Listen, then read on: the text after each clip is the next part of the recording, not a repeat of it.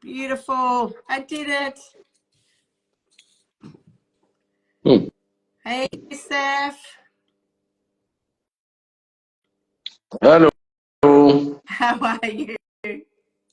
I'm good. I apologize for that. Happy I'm feast. just learning how to I do was this.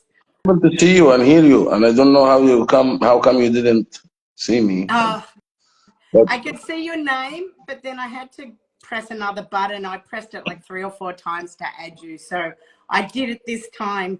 Thank you for coming on. And I thank everyone who is going to be joining us tonight on off, for as long as they can come in. I thought it would be really nice just to do a live on our tour, our upcoming tour in October, the Seed of Sekhem, the 1st to the 13th of October. And just to introduce more ourselves and to talk a little bit about Egypt, but also to talk about the tour. And especially, I think at this time as well, there are also issues around safety that seem to come up. And having been there anyway last year, myself in October, and it was just such an amazing time and place, and just it was just really, peaceful. It would be good to hear that from you. So before we do that, I just thought we could introduce ourselves, or I'm happy just to give a little spiel about yourself, whichever.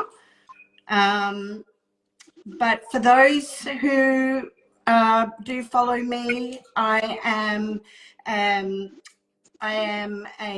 integrated healer. I am an author of the Sacred Geometry Healing Card Deck.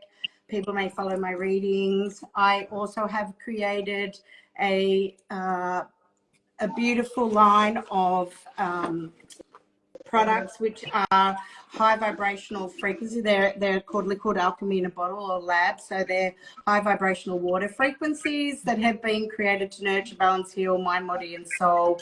And the reason I do bring them up is because I've made a number of them around different sacred sites around the world. And one of the things that and I'm a researcher and a teacher of sacred geometry. And one of the things that I've really, really got myself involved in and interested in is a lot more of ancient history, as well as starting to take tours to sacred sites around the world, especially because of my traumas earlier on in my life. And that has been a big way in which I've found myself able to heal aspects of who I am. So that's pretty much me in a nutshell for now. Yousef, would you like to introduce yourself? Hello, my friends. My name is Yousef Awyan. I am from the Awyan family. I'm Egyptian. My father was an archaeologist and Egyptologist, and that's where I got to the field from. I'm also a researcher. I've been studying. I'm still studying. I'll keep studying. And yeah, it's a great field to awaken our senses and raise our awareness, spiritual side and intellectual as well. yes. I'm a stone carver, so I am interested in the ancient civilization when it comes also to industrial and machining, challenges of implementation, mysteries, and lots of things. So this is what the land offers, and I explore and share what I've been experiencing since my childhood, what I learned from my father and what I'm still learning. That's basically it. He was the founder of a field of studies called chematology, which gave us the ability to study a lot of the things that is dismissed, or the answer from mainstream Egyptology is not convincing 100%. So he gave us the platform or the field of studies so we can continue studying without being molded into the mainstream academic story. which of course I respect so much and I learn from it a lot, but there is a lot of mysteries that needs to be investigated. Yeah, and I feel that more and more is definitely going to come to light as these years start rolling forward now, that's for sure. And there's so much research being done now and new discoveries definitely all the time, aren't there?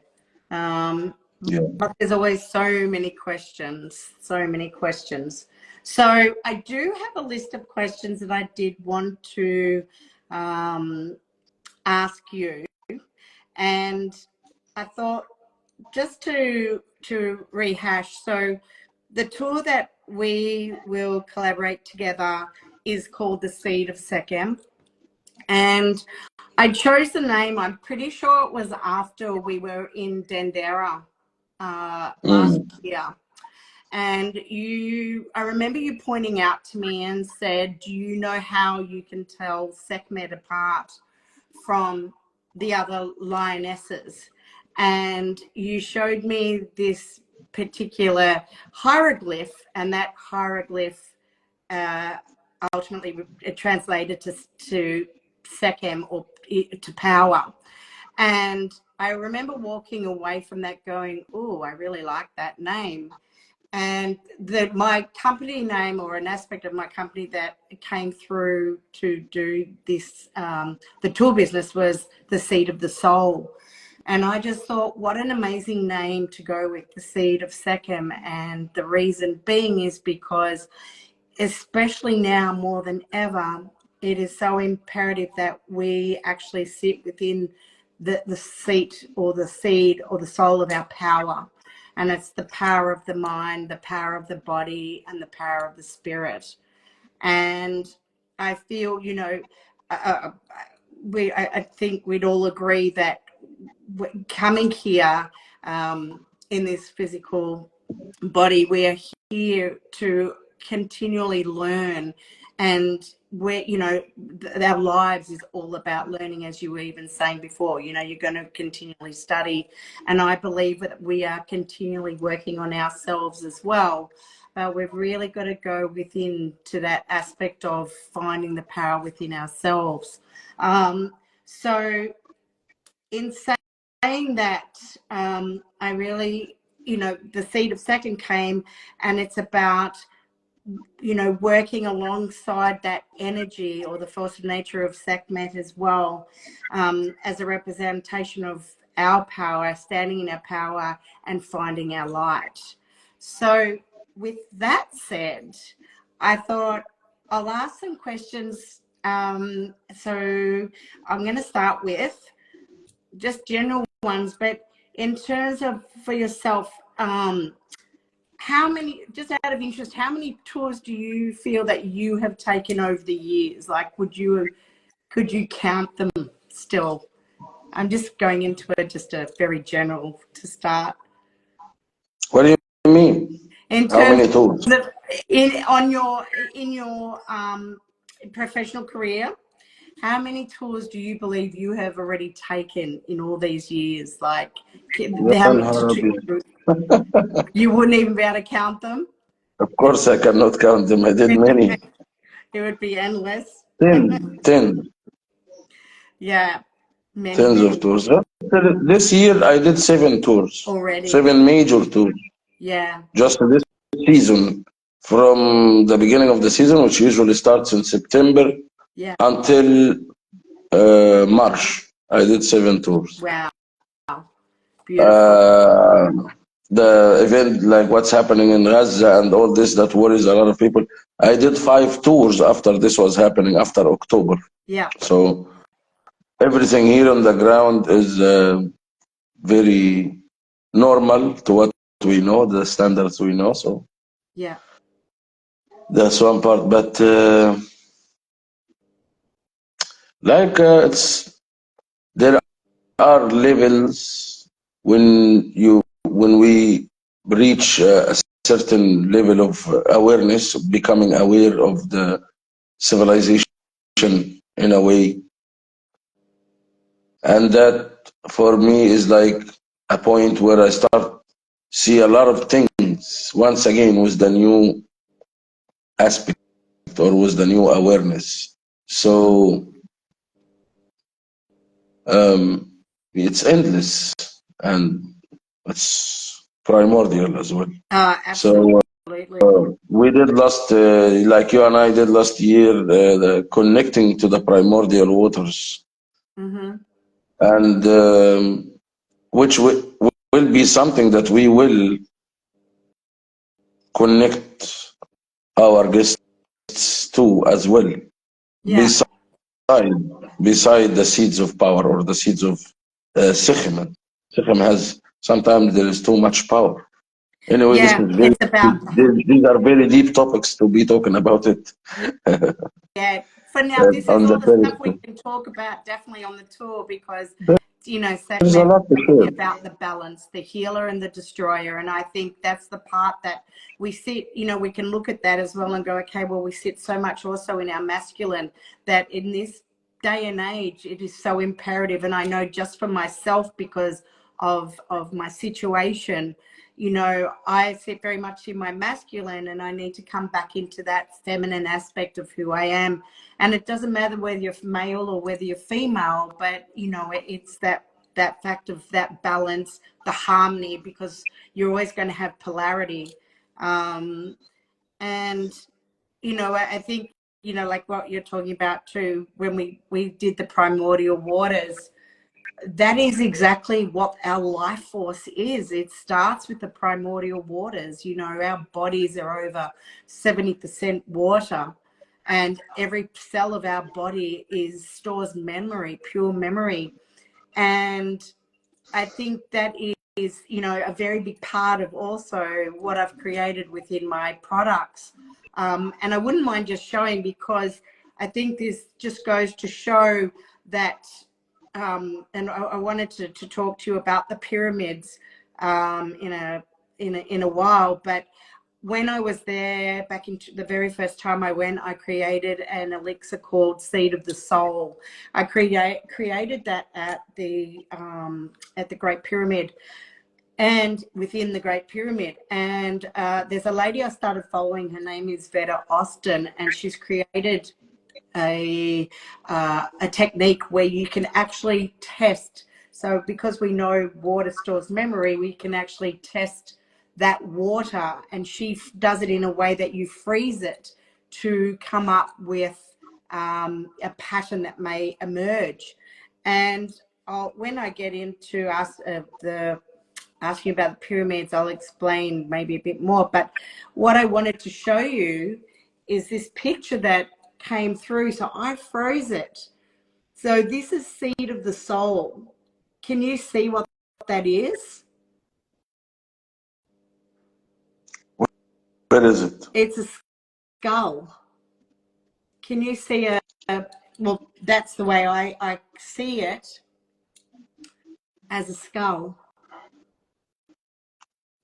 That's Anyway, the reason being is because of my write-up. It's just correlates so much with what my representation of, or an aspect of, the Great Pyramid. But I'll come back to that later. So then my next question, you started talking, why do you feel in this day and age now, or the more tours you are running, why do you feel people are being so drawn to Egypt?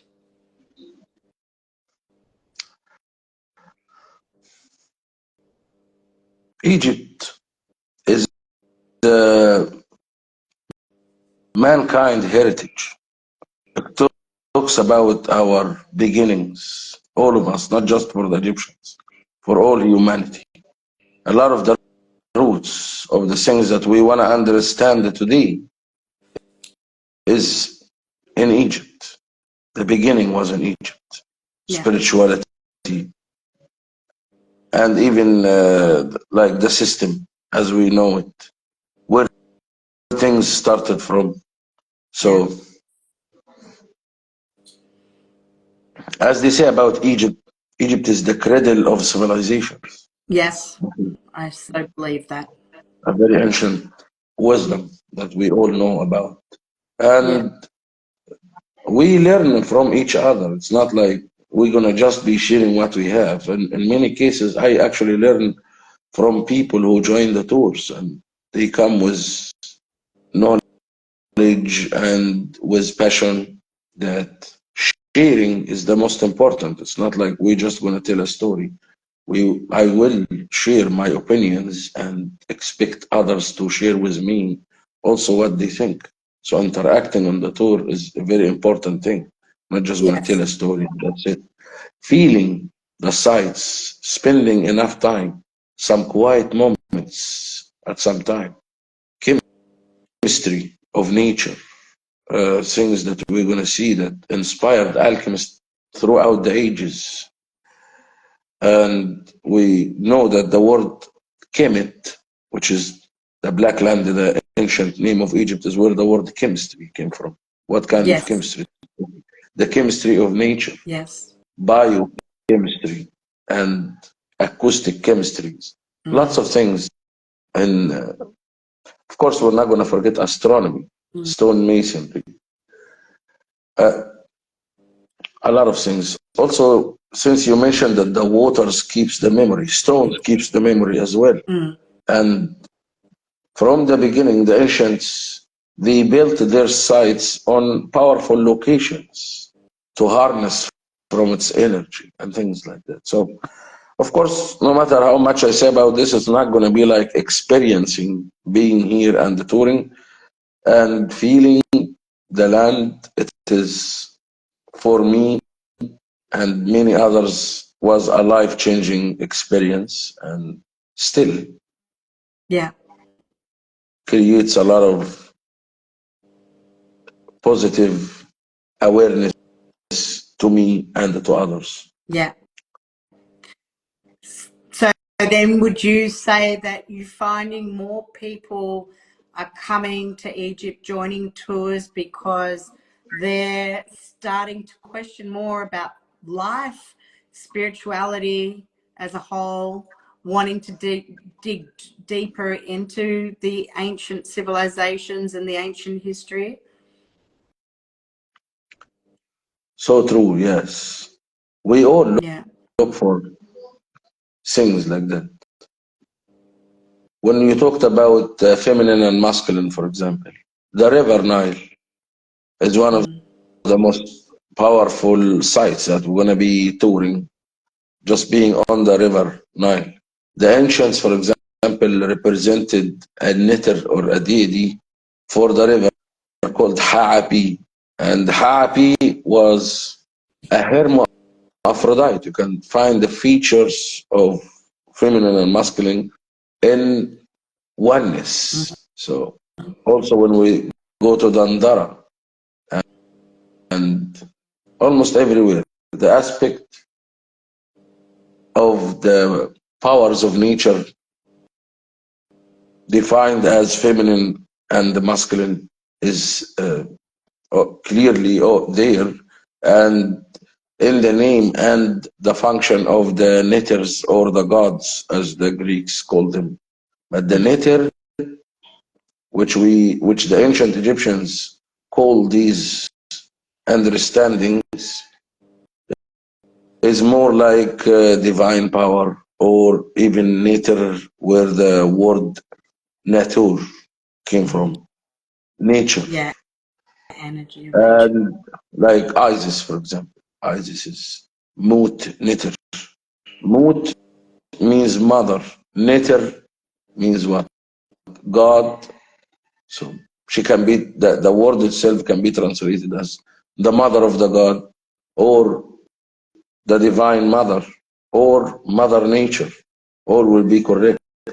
The name of the language itself, of course, hieroglyphs is a Greek word that means the holy images, hieroglyphos. But the ancient Egyptians called the language Medu Neter, and Medu Neter means the divine words, or simply the words of nature. And even some of the academics are now convinced that it is nature, because the words of nature make sense with a language that took all the signs from the environment, from the birds and trees and organs of the body and everything like that to create the symbolism of the language. Yeah. And the symbolism itself is not a beginning. Yes. Like, and this is one of the things that I question with the academics when they say the historical era started with the writings, because there is a very long era in the pre-symbolism. In fact, everything we know that took a form in symbolism existed in the pre-symbolism era, all the understandings of the letters and the wisdom and everything. But it's supposed to be much older than the Stone Age. Where is this wisdom coming from? So it feels like also the wisdom itself was passed down from a very, very, very long time that we actually don't know exactly what kind of timeline we are talking about. Of course, the academics have a lot of timelines set on the structures and everything. These timelines are mostly the timelines of the inscriptions on the sites, which is another subject we're going to talk about. Yeah. How the inscriptions cannot be working to date and relate and understand the function of the sites because they are simply dating themselves and they cannot work as a conclusive evidence for that because many of these inscriptions were added later, and I could recognize this as a stone carver. And not that the academics didn't realize that, but there is even more to the subject than what the academics put onto the table. Yeah. And I guess that's where you also, like if I'm following to talking about the Zep Tepi, the time of the beginning, the first time, say they The say first time, as we call it. 36,400 years. So starting sort of there, and then it's that lost, the the pre-diluvian, and once that cataclysm hit, it's just I guess things can't be.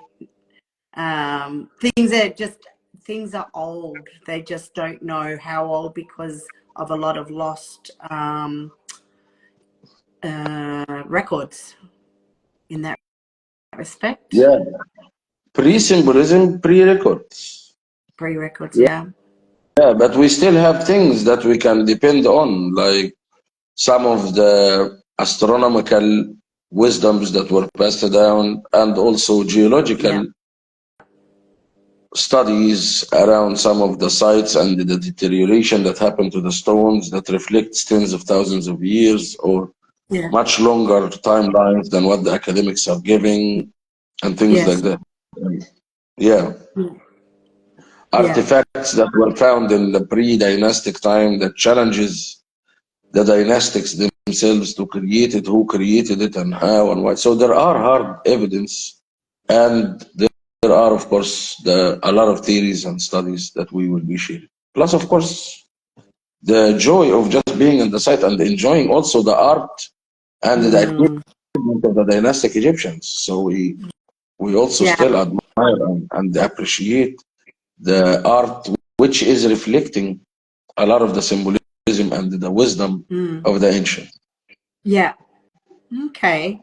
So with a lot of what we've been speaking of, if you, given how your in your professional opinion, in just seeing the changes of groups coming through, the people coming in, if there was one thing, so someone who's not ever been to Egypt before, and they're coming to experience for the first time, what would be, do you believe, say the main experience, if you could name one or a small group of something that they would take away with them and it would be ingrained in them forever? Like, have you found a commonality between groups that you've taken? Does that make sense? Yeah, and the site has like a living energy powers in it, and we are not the same. So a lot of things resonate energetically with people depending on their own combination or their own complexity or their own, I know what you're saying. like a fingerprint. Each one is like a fingerprint. So each one of us Yeah, will be and something will reflect with you that depends on your personality. Not like, of course, the major main sites that we visit, like the pyramids and the amazing temples like Abydos and Karnak Temple, Isis Temple, Dandara Temple. That's actually, each one of them can offer a lot. Saqqara, the Serapeum, the Old Kingdom tombs with the daily life scenes of everything yeah, that was happening during the dynastic Egyptian times, 4,500 years ago. Things yeah, like that. Things that we will find that the ancient Egyptians, especially in the Old Kingdom, are not far from us today. yeah, The same feelings, the same uh, desires in life, and things like that. Very simple and truthful. yeah, The ancient artisans created these scenes on the walls, much yeah, more than the religious or political symbolism that was focused on during the New Kingdom time and the Middle Kingdom time. The real life scenes were depicted more during the Old Kingdom, which we can see, of course, at many of the Old Kingdom sites, plus the museum. yes, Yeah. yeah, Many people and will, you want to know the one that lived with me, even that I stayed. mm, It was the swim in the River Nile in Aswan. yeah, And that for I me was an experience that I will never forget what happened to me.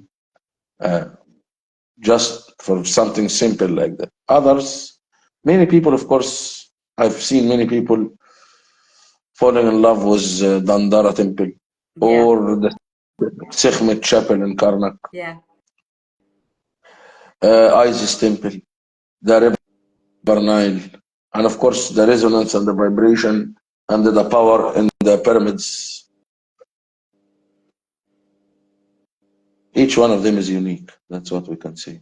Each and one we know, of the sites offers something. yeah.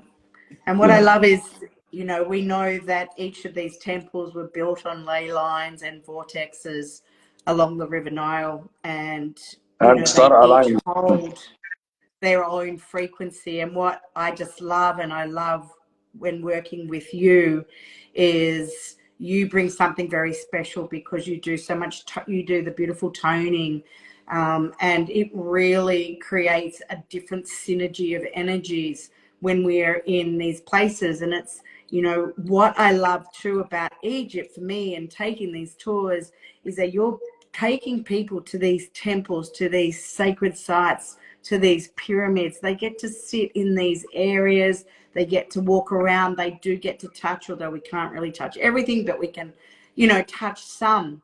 And everything, we absorb those frequencies. It is still there. Even going to the healing hospital in Saqqara, and every time you go, we go through these different shifts. And coming back, with what I asked you before about how people come back, one of the things I always write is you will not, I can assure you, you will not leave Egypt the way you arrived, because the activations, the initiations that are created, the shifts that we go through on an emotional level, a physical level, a spiritual level is massive. We come away with these shift in consciousness. And one of the other things I've also found, like, because of these questions I'm asking from what I've experienced and seen with others, is that people, so I've been on one of your tours with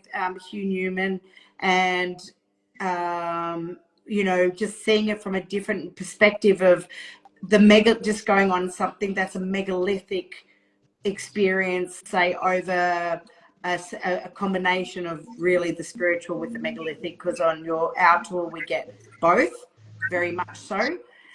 But what I realize is that people who go away, just say, for example, to experience the megalithic aspect, they actually don't realize what they're getting on top of that. Like, it's the added bonus, and it's free of charge, because you are starting to shift consciousness, you know, and our cellular structures are starting to you know, to change within ourselves, and people start to question.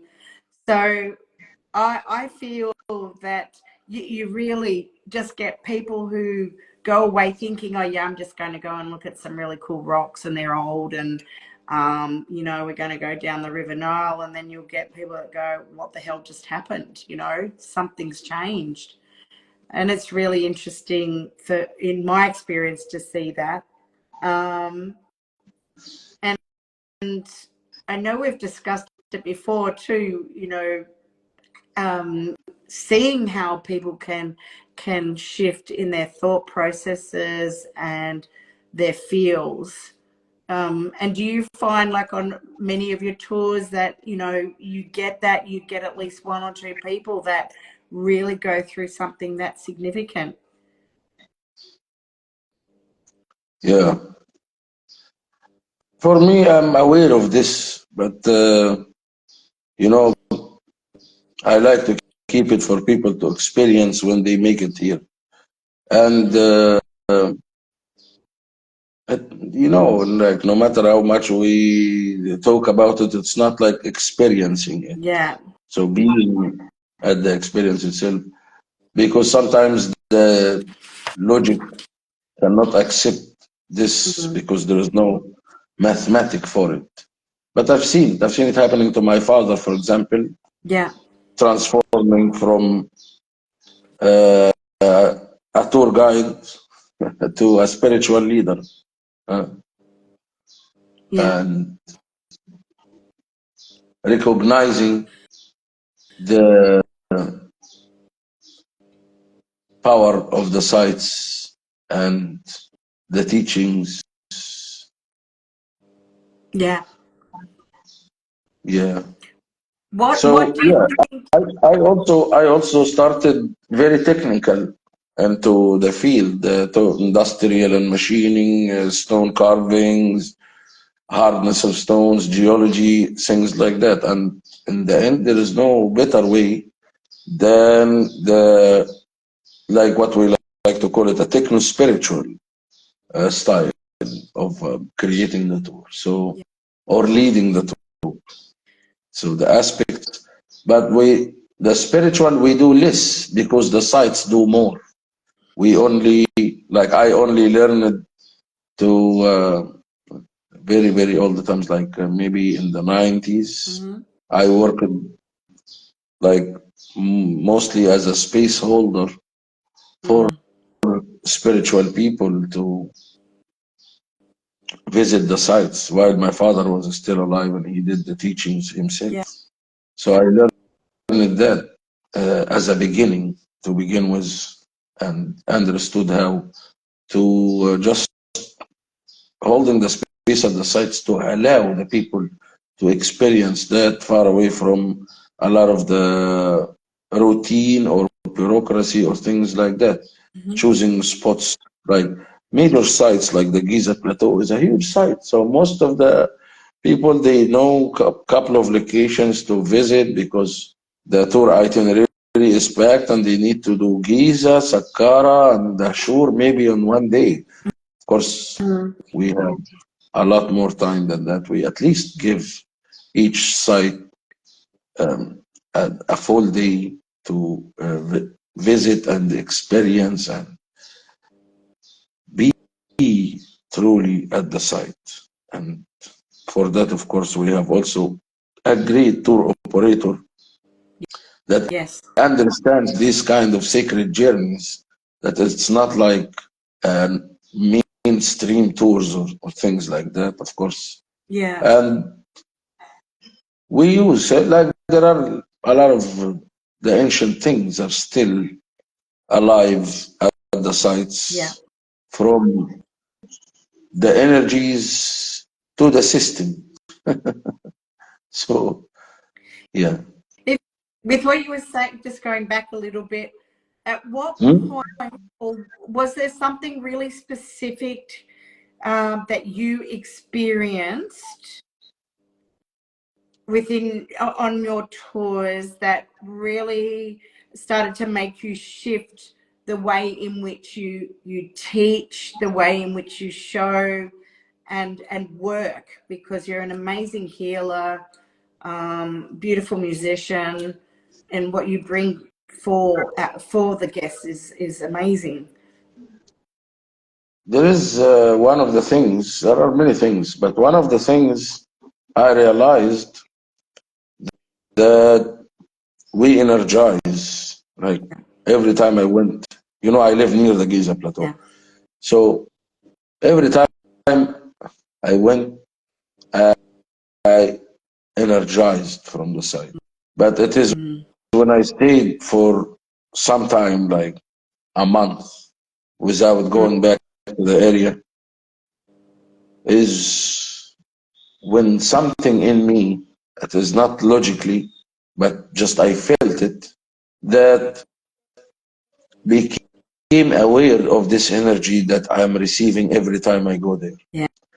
Yeah. And when I stayed far away, this charge kind of faded away. Yeah. When I returned back, I felt my senses are thirsty for this energy and happy to be back and recharging from it. But it lasts, but it doesn't last forever. No. And I think that's why I keep being called back. It's like you've got Exactly. to go, and I'm coming back, and I'm going to see you very soon. Yay! You're coming back before the tour. I'll see you in a few weeks. But Yeah. yeah. Coming back to the word senses, I would like to touch on something that your father spoke of, and he actually speaks of it in the pyramid codes.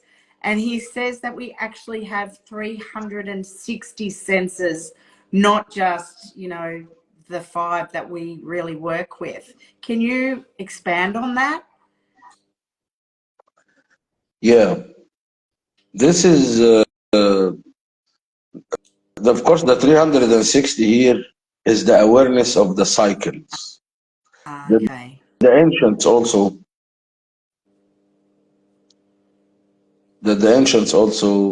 were aware of. So this is the activation of the 360 senses, which are not to be labeled like this is the name of this sense or this is the name of that, but Yeah. it's a different aspect of our awareness and our senses itself. So Yes. No, that's okay. yeah, Okay. that, that's what he meant by that when he talked about the 360 senses. Okay. So I remember one of his friends when he cycles. said, asked him, can we name these 360 senses? So I told him, they're not to be named. You are to be like in tone with the cycle, the shorter cycle, and the awareness of the also much bigger Yeah. cycles, the greater years.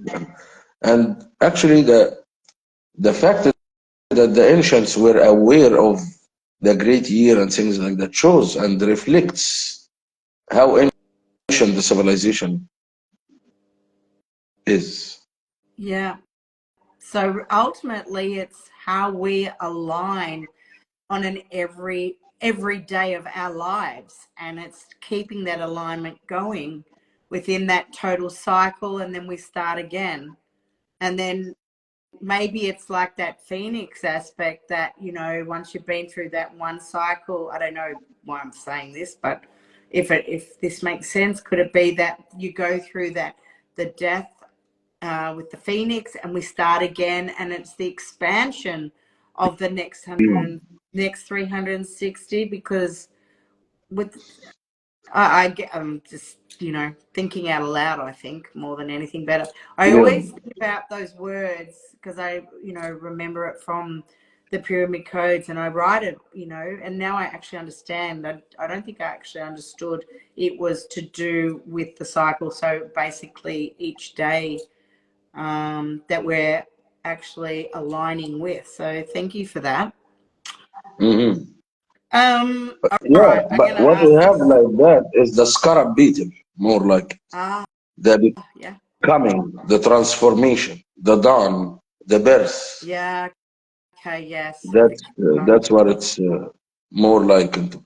And the scarab beetle is a hermaphrodite creature, and Ah, it is also inspiring when you want to learn about uh, biochemistry from yeah, observing the cycle of its nature, and not just the dung beetle. I'm talking about other also scarabs, the one that has their interaction with the lotus flower, and the movement of the lotus flower is just like symbol from nature, so they can tell us what they want us to yeah, understand. It's not the symbol, it's not the story, but it is the symbol they've chosen from nature so they can give us the message or the wisdom that already existed in the pre-symbolism yes, for a very long time.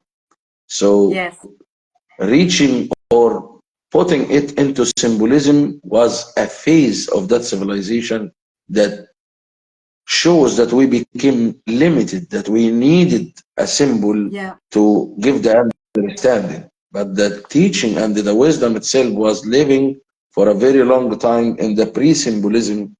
In fact, with symbolism, a lot of manipulation happened by the priest around the true meaning of mm, symbolism. And then it was used actually to create misinformation in some cases. yes, So yes, the primordial wisdom was all about life and yeah, harnessing from nature. Not was not more about this yeah, or like like the pyramids themselves. They are yes, a representation of, they are creation of mm, life, living structure, a living structure yeah, that harnesses and interacts with the cycle like we were supposed to be once. Somewhere along the road, we lost the true meaning of being alive. yeah, So returning back to these sites awakens something within yes, us yes, that shows us how we were once and yes, how we truly were, truly advanced, if we can call it that. yes, Once totally. I that believe. we created things to be Mm, alive. It's harder to believe for some people that a structure can be alive, but it it is is. alive. Yeah, I When agree. we look about the aspect of what life meant for the ancients themselves, Yeah, then we can see that the structure itself is based on the wisdom and the knowledge of life. yeah, So it still produces. Yes, it was used as a quarry. Yes, a lot of the interior was destroyed and things like that. But mm, still, the power of design and the location and the alignment and mm, still yeah, creates an activation. And this activation is still happening. yeah, Plus the power and the location from the beginning itself. So yeah, that feeds us when we go back to these sites, at yeah. least for a while. Yeah, someone's actually written, Time One Life has written, lots of architecture is not living today. And I guess it definitely doesn't operate in the same way that it would have operated, all those tens of thousands years ago, that's for sure. It's also got to do with the Mhm. feeding water lines. But there's, so in that respect, if that's what you're saying, I would agree. but there is definitely still an energy center. There is still the vortex that these are built on. Most of them, you know, your granites and whatnot, they've got the crystalline structure within them. I think the pyramids also have it's copper in it. Is it copper? There are other minerals without me having to go into them. I don't know, but you know, you're still working with that aspect. You are still getting something absolutely remarkable just from being near them. And you know, just talking about the pyramids from your perspective, and I know we spoke about this a couple of times as well, you know, in terms of how with the build, who do you believe built the pyramids, and how old do you believe they are? Yeah, the main ones, your Great Pyramid, even Kefren and Menkore.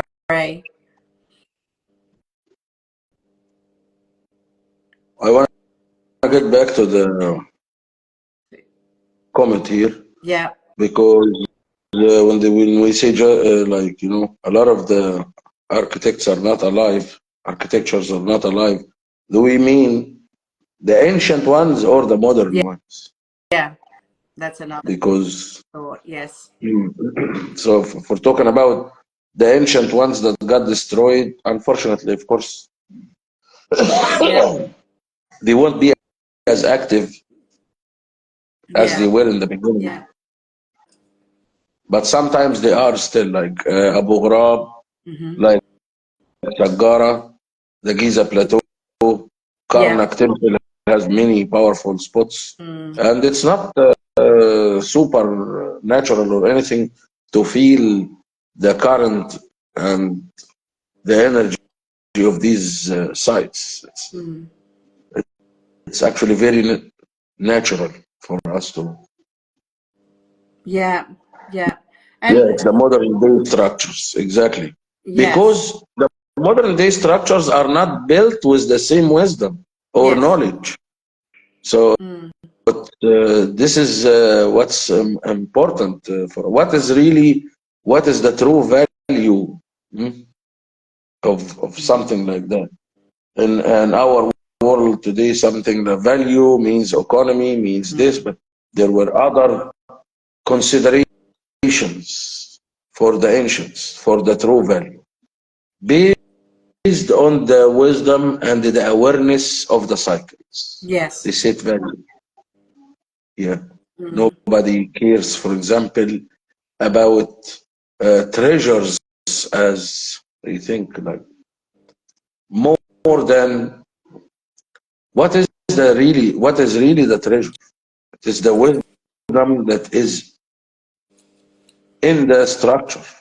So if ancient structures like the pyramids don't have symbolism inside it, the structure itself has the whole message if it was studied right, and will lead to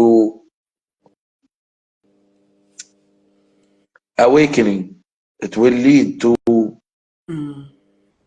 a label that is known as free energy, in my opinion, but it's not free energy like free electricity. It's Yeah. freedom, actually, the true freedom. Yeah. Yeah. Yeah, I that which you we know. are not, which we don't have, unfortunately. Yeah. I feel one of the biggest things, like the pyramid, for what it is to me the it is the focal point of so much of what Egypt is. And it's not just what Egypt is. To me, the Great Pyramid is like the nucleus. It's the brain. It's like the mitochondria that it creates, it generates the energy source that's needed to power up. And in ancient times, it was all connected. And yes, I believe there are pyramids in Earth, in the, you know, underwater, and even on certain planets. That's my belief system.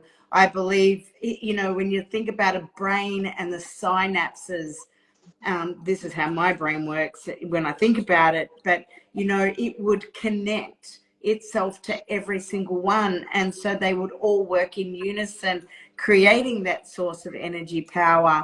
And I think that is one of the biggest, it's just so remarkable. It's one of those things you've just got to go and you've got to see for yourself. And it's really like, I'm sorry, I've forgotten who was talking about the pyramids before, but or the structures. But I too would like to walk back into you know, back into the ancient times to actually see it for myself. That would be absolutely amazing. And to see This is not how it impossible. really is all connected. So It's not impossible to do that. yeah, But you don't do it with your physical body. yeah, So, for example, if you can do it just logically yeah, to reveal the layers of inheritors who were adding things to the site and removing things from the site throughout the ages, then you start look at the site and feel its original like formation yeah, before removing and adding a lot throughout the ages, which is one of the yes, subjects we talk about it. We like to call it the site transformation yeah, throughout the ages. People did this, added that, removed this. So we can see the difference from the layers, from the combination of stones that is used by the very ancient builders, and yeah, also the stone masonry technique, yes, which was not copied. And even when it was copied, it was not the same result. And yeah, this is one of the ways we can reveal the layers from the structure to look at its most ancient yes, part. yes, yeah. Yeah. And I think the Sphinx, I'm just saying, thank you for joining us, Tony. I'll definitely speak with you. I think the Sphinx is absolutely that one, you know, piece that you look at and you know how it has been. There's the water damage that has been there from the erosion, but we know that it was originally a lioness head, not a pharaoh head. And you know how that has all been changed. There's so much under there that's also very hidden, and you know, it's. I think it's safe to say too, when we look. I don't think you answered it before, but in terms of the Great Pyramid, the Sphinx, these monuments are definitely part of that pre-Diluvian, you know, period. It's definitely pre-cataclysm, because it's. I think things are just getting older and older and older and older. Well, if you say definitely, the academics don't agree. So why they Yeah, don't agree and why these are the things that we must open discussions to see what's in this hand and what's in that hand. And this is the style I like to do, with all respect. I like to yeah, share what we have in both hands, yeah, what they believe and why, what others believe and why, what do I personally believe, yeah. and then let the people decide how they can see Oh, this and believe it themselves. absolutely. I Yeah. think they're even talking about the Sphinx, but even Robert Schoch, didn't he say it was, you know, for the amount of water that was there, it had to be older because it just doesn't rain in Egypt. You wouldn't get that kind of damage occurring The rain, otherwise. according to Dr. Robert Chuck, the rain that caused the damage around the area that he did the survey for, like the Sphinx Yeah, enclosure, it was caused by rain that ended 9,700 BC. yeah, That's already much longer than any academic timeline. yeah, He has his yeah, opinions and his respect as an academic and a PhD geologist worldwide known. And yeah, so they cannot argue with him, and they are not even geologists. yeah, Same like our teacher as well, Christopher Dunn, he's an engineer. When he talks about industries, and then others say, no, they just did it with copper chisels. Like, of course, an engineer, someone who really has the experience, Yeah. against someone who just read this in a book and didn't actually try to use a copper chisel and carve with it a hard igneous rock to see if it's functional or not. That, of course, cannot be even a debate. But we will talk about, of course, every aspect, and Yeah. when it comes to the complexity of design and challenges of implementation and functionality versus symbolism.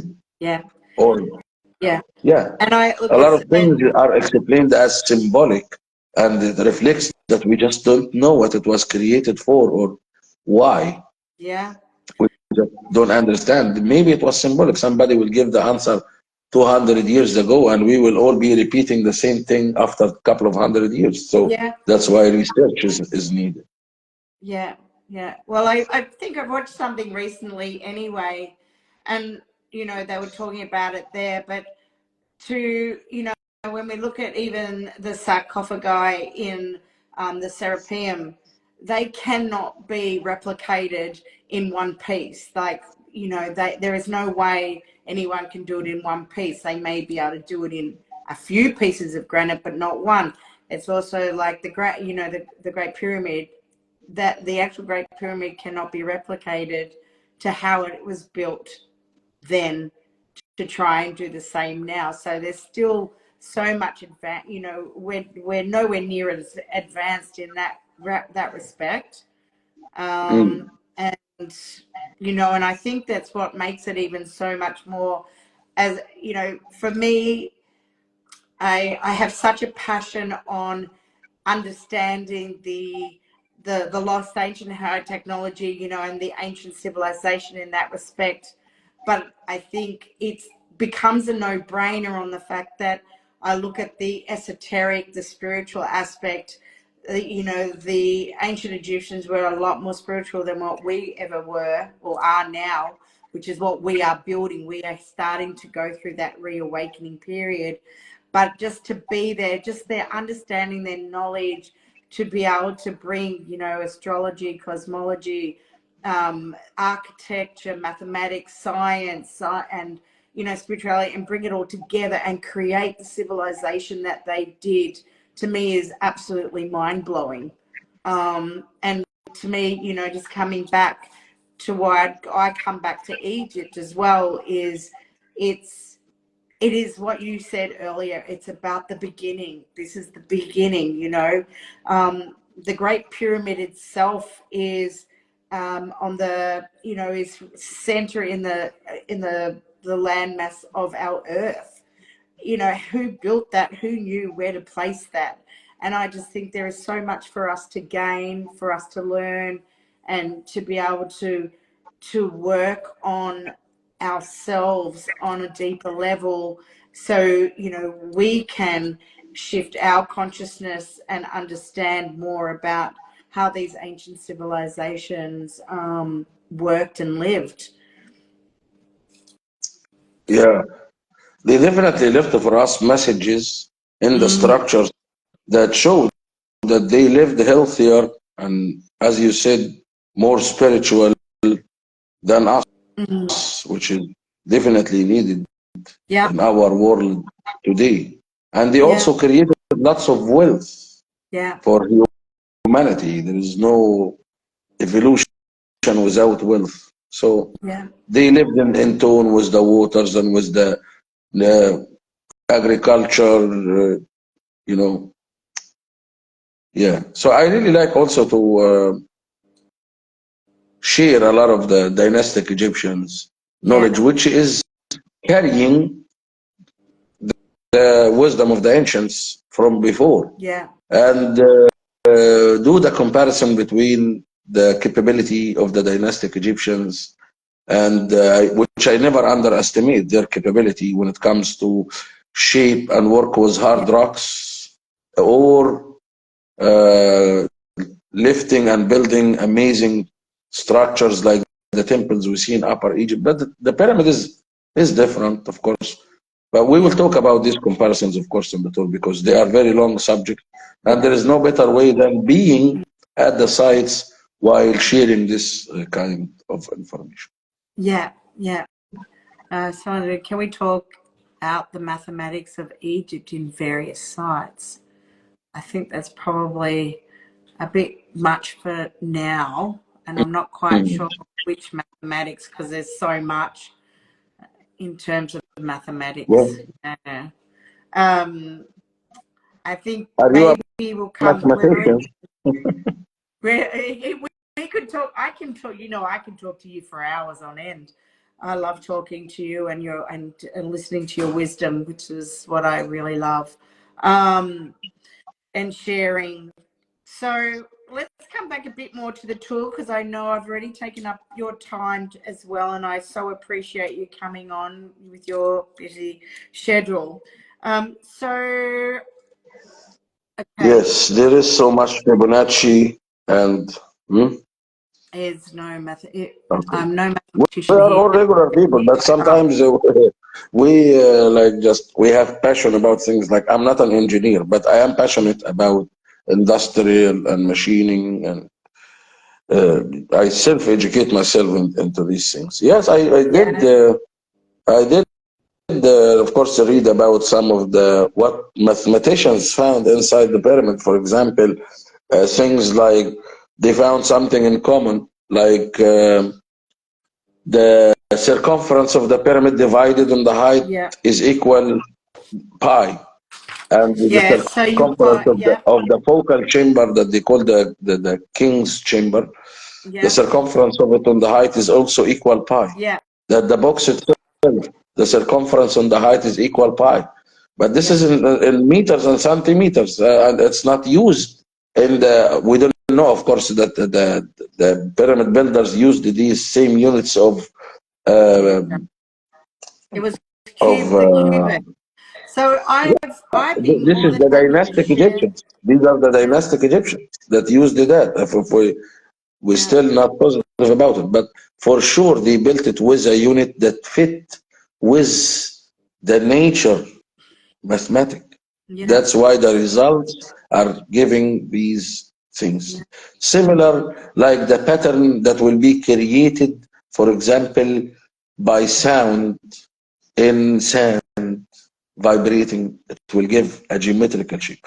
So sacred geometry is definitely one of the fields that is still being studied by the Professor Ibrahim Karim, who was an archaeologist, and then his son. yeah, I mean, Sayyid Karim, and then his son Ibrahim Karim, the professor in sacred geometry. yeah, And they were like his father, God bless his soul. He was one of the biggest like researchers in the mysteries of ancient Egypt. And yeah, look at his son. His son became a scientist in a field that hardly any people study. They figured yeah. this from the pyramid studies, the Yeah. whole field of sacred geometry. Um, I'd be Yeah. more than happy if anyone wants to reach out to me on Instagram, just private message me. I'm more than happy to share. I so one of the things that I have done is create well, my card deck, but this one's not in any of it. It's called the Seed of the Soul. It is one of my templates. And I've actually written a whole article on it. And within that article, I've written some of the mathematical values and whatnot that are found in the Great Pyramid. Just for example, the pyramid is the true value of pi and phi. The latitude and longitude measurements are both light speed references. We're looking at both the pent and hex ratios within the pyramid. Just what other, like the Great Pyramid sits at, as we know, 360 of 1 degree to true north. And the dimensions of the earth are built into the scale of the pyramid. Like they're just some of what I've written. So if you time dot one life, you are welcome to write to me, and I'm more than happy to send you my article. And you know, given my passion is sacred geometry, I'm no mathematician, I'll put that out there right now, but I do have an interest. I'll just turn this off so I don't get that light. But I do have an interest in what I see on the aspects of sacred geometry. And, you know, we can see that within the pyramids themselves. We can look at that even on aspects of Seshat when we go to Komombo and looking at the leopard skin dress that she wears, you know, you see these 8-petaled flowers that are there. Even on some of the breasts of Sekhmet, we can look at the petals, you know, the flower, like a flower of life, let's call it, that we see, you know, on her breast. So there is symbolism everywhere that we look when we are traveling all over Egypt. And so it's just a matter of pointing some of that out as well. Yep, definitely. So just send me a message and I'll send it to you. Okay, so coming back to the tour, hang on. I just had a couple more. Now I've lost where I was. Okay, so what do you feel, given that we have worked together already, what do you feel, what can we expect on this tour that you won't get on and the other tours in Egypt? So what makes our tour, do you feel, is it more unique? That's the word I want. You asked me in the beginning how many tours I did, and I told you I did many. The one thing I found truthful is that each tour is a unique tour. You cannot copy 2 tours, even with the same speakers and the same tour itinerary. Still, each tour has its own energy. And it's a combination from the tour guides, the tour operators, the tour itinerary, but the most important is the guests. Yes. Is the people that signs up to this tour. Yes. So amazing. And that's what I've that's what actually makes it down. more special. You know, so for what I wrote when I wrote that question was, you know, it's the energy that we bring to the table. And when someone is looking for a tour, for me, what I have found, because Egypt's not the only place I've gone and done sacred sites and been on other people's tours, but it's who you feel aligned to. And I think that's really important. Sometimes you don't know why you choose a particular person to go on their tour, but you will definitely find out by the end of it. That is a given. Each one of us has a unique energy signature, and it's what we bring together. I personally know, just having worked with you now, I just love the balance because there's a real harmony that we create, and I enjoy that. And it's bringing that masculine and feminine to the table. And there's always banter. Like, we can be really serious, but I love the funny and the laughter, and it's okay to, you know. We can be really serious. So, you know, we can have make it really, really fun. And I think the other thing is why we align to certain people is because, even though I don't always like the word avatar, but we look at people's life experiences and to the reason why we get to where we are in our lives. And, you know, you might find there are people not in exactly the same situation, but have lived something similar, and they are looking. You know, for me, this tour is about healing and self-discovery. And I know how much and how pertinent it is even to myself. Cardia has said, and the passion and knowledge the guide brings, and that is so true.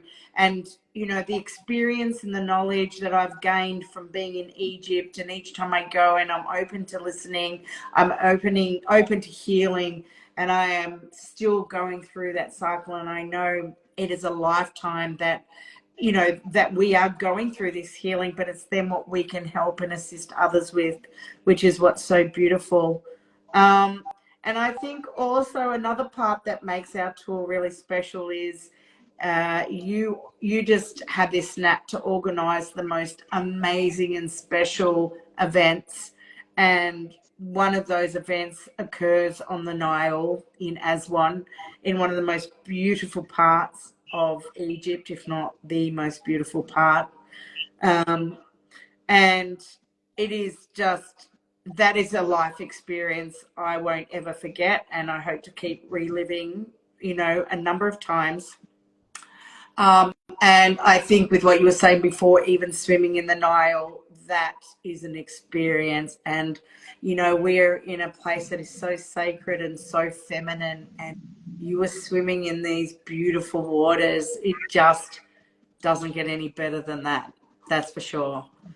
So that's what I'd like to say also about the tour, you know, that I love about it.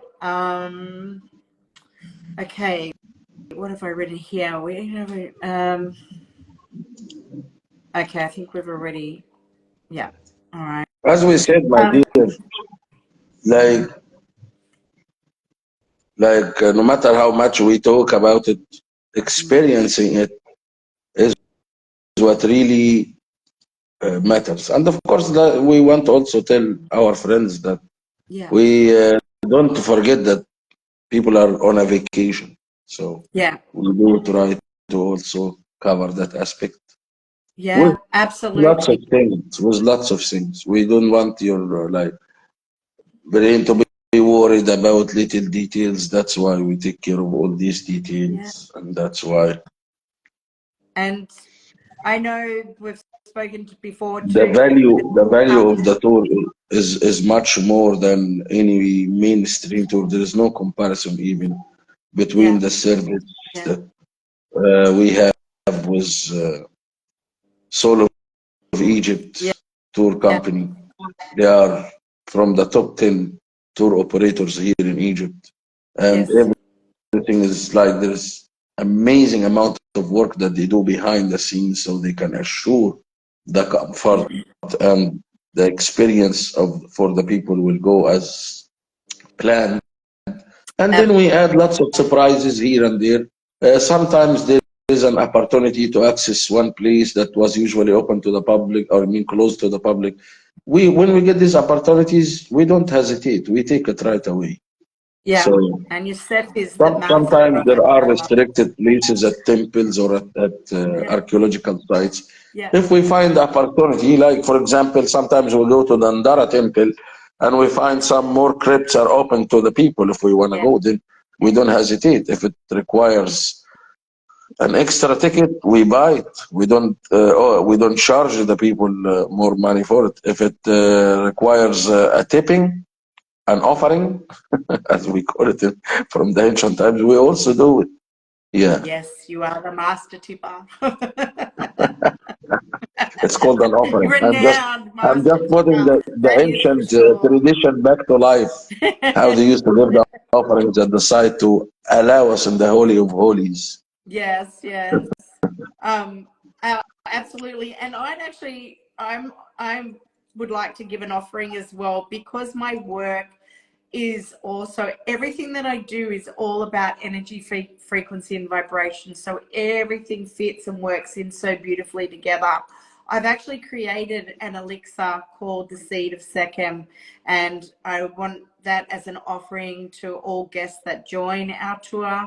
I'm also offering an opportunity that if anyone would like to, you know, spend up to half an hour with me, and we can, you know, talk in private, or a small healing session, because I am an integrated healer, and I'm more than happy, you know, because we all go through something when we go on these tours. Every time I go, I have another experience, and it's okay, because that is a big part of you know, when we go to somewhere like Egypt and what it does for us. You know, we're there to experience, we're also there to heal, and to rediscover aspects of ourselves. And so, you know, having yourself, Yousef, and myself there, you know, we're there to hold that space for people as well. So I'd like to do that as a bit of an offering. And if you would like to know, I will put the links on here, but you will find it pretty much everywhere on my Instagram. But you can go to my website, which is www.phoenixgateway.com.au, and it's /Egypt-tour/. And all the information is there. And I'm also happy if anyone would like to have a discovery call with me to find out more about the tour. I would like to just bring up a couple of things. Is what I have found, people who have said, you know, speaking to people who have asked about the tour, because there's been so much interest in it, it's unbelievable, to be honest, is they have a fear because of what we mentioned earlier with, you know, the war around the Gaza, or the unrest in that Gaza Strip.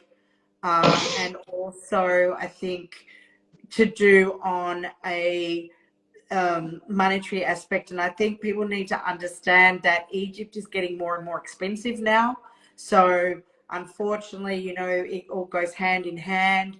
As things go up in price, everything goes up in price. It all has to go up together. I think they've only just put the prices up the pyramids again as well, haven't they, for entrance? Fees keep going up. And the other thing is fear, and I feel what people have to understand is that anything can happen anywhere in this world. You know, you can walk outside and you know, people have had car accidents or whatnot. I know we use that metaphor usually a lot, but it's understanding that Egypt, for me, is as safe as being in my own country right now. Actually, Egypt is probably safer than Australia. We've just got such a terrible government. But it's knowing that, you know, we can't live in fear. And if you have the calling, you know, if your gut's telling you you need to go somewhere, whether it be Egypt or somewhere else, go. Because there is a reason. Your higher self, your soul, is calling. So just going back again to yourself, Egypt has been fine. Like there's, you know, there's still tourism, everything's still open. As I said, I did 5 major tours from October until March. Yeah. 5 big tours. I did a primordial tour, megalithomania tour. I did another tour in January, private tour, and I did a couple of tours for the Uncharted X. Yeah. Back to back. Amazing. And the sites are full, people are happy, everything is normal. That's what I can say. But yeah, everything is normal. So that's the best way I can see it. So we also hear about it in the news like everybody else. It's not like we see anything. Yeah. And I think But sometimes always the media put the people in a state of fear for some reason. I don't like to go even there and talk about it, but let's see what happened with COVID, for example. And correct. They made the whole world live in fear and stay home. And in the end, okay, just one day, okay, you can go now. What you mean? All the threats are gone overnight? But it's all orchestrated. Yeah. Definitely. So I think in terms of, I don't know if it's, I'll just briefly say, so you've pretty much said most of the places we're already going. We do have our private access into the Great Pyramid, and we do get to go into all 3 sections, being the subterranean, the Queen's and the King's Chamber. We get 2 hours to ourselves there. As you also said that, well, there's 2 things depending on how many people to what other private accesses we get. But it's also a matter if something opens up that we can access, we will definitely take it on for our guests. There's no issue there at all. And if our guest would like to create another private permission for one of the sites on the last day or something like that, like between the pass of the Sphinx or something like that, they can they can decide that, and the tour company will make it happen if they pay the money for it. Yeah, we can So all pitch it's in and not a put big in. deal. But we Absolutely. already have plenty on the tour itinerary Yes. because Yeah. we don't like it to be overwhelming. Yeah. And we Yeah. might get some downtime in Luxor, which will be good, and have a swim and can have a drink, and then you've got the boat. The Nile cruise is just amazing, which is beautiful. So pretty much when we look at the package itself, and like I said, everything is on my website, but you will find it, the inclusions are your pickups, pickup, drop-off transfers, all of that to the airport, from the airport, all the in-betweens. The internal flights are included. Pretty much every meal is included. You will also have an Egyptologist as well as both of us. The accommodation is all 5-star, and yeah, what else can I say? The other thing that's not included, there are tips. There are certain tips that need to be paid. So all tips, I think it's important to say, all tips within the tour period are that no guests need to pay anything. That is all taken care of. The only tips are at the end where we're paying, you know, where we can give extra tips at the end to those involved in the tour. And the other thing, of course, is the entry visa, but that's so easy to get. You can do it online or you can do it at the airport. So I don't know, unless there's really any other questions. I want to say I think you have covered it all. Pardon? I think you have covered it all.